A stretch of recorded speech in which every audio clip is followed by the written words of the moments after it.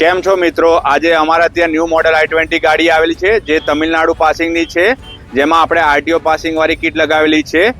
આપ ગાડી નંબર નાખીને બી ચેક કરી શકો છો. ગાડીનું સીએનજી નું પાસિંગ થઈ ગયેલું છે, જેમાં આપણે પ્રોપર 8 ઇન્જેક્ટરની સીએનજી કીટ લગાવેલી છે.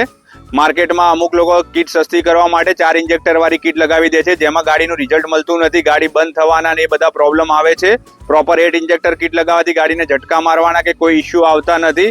જેમાં આપણે કસ્ટમરને પ્રોપર 8 ઇન્જેક્ટર કીટ લગાવી દીધેલી છે, આપ દેખી શકો છો.